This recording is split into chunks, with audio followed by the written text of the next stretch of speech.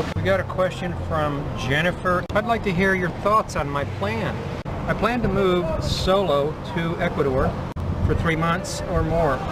This is for my health. I need the heat and also to improve my Spanish. I believe I can optimize my safety based on the following. I will be staying in an Airbnb with another person, so I won't be alone in the house. I won't blend well since I'm 5'10", blue-eyed and light-skinned, though I do have dark hair and plan to get a tan. Sorry, you're still not gonna blend in. Getting a tan, blending in.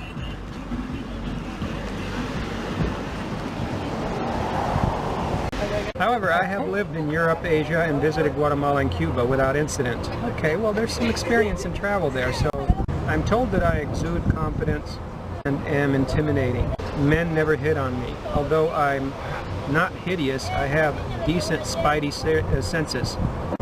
Okay, well, it's good to be aware. When someone's staring at me, I stare back until they look away. Okay. I wear only costume jewelry, I carry a dummy wallet, and I don't use cash unless I have to. I carry pepper spray. I don't get drunk. I plan to get a cheap phone for local use. I do like colorful, glamorous clothes, but we'll research what they're wearing in Ecuador and pack accordingly.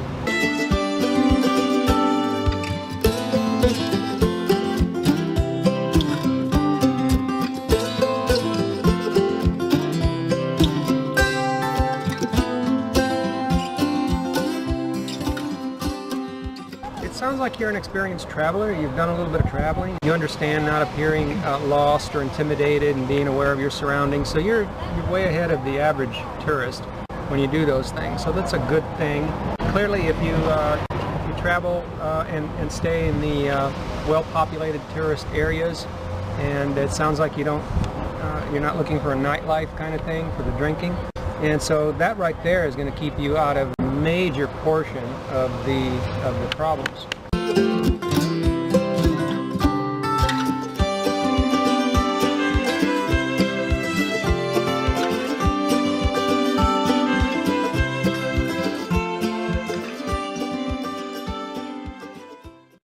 I don't want to discourage you. I think it sounds like you've got a little bit of travel savvy.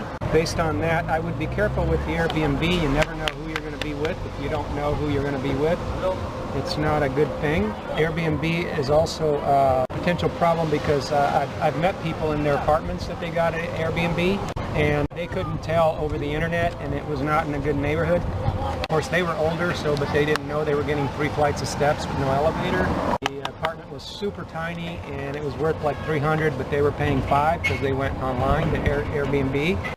It was furnished, had everything in it, but it was about 400 square feet, and it had no elevator.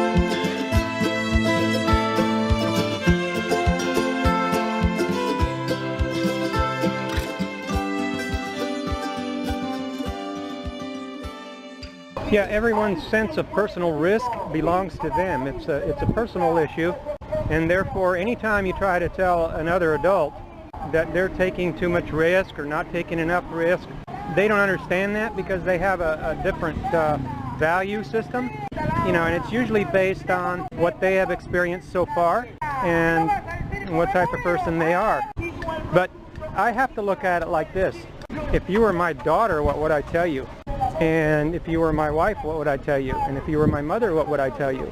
Because to carelessly mislead people is not something that I would sleep well at night thinking that I might have done something like that. Normally, you can see it's pretty peaceful, right? This is daytime, about noon, lunch hour. The problem is when some troublemaker zeroes in on you. So you never want to be in a spot where you might be compromised.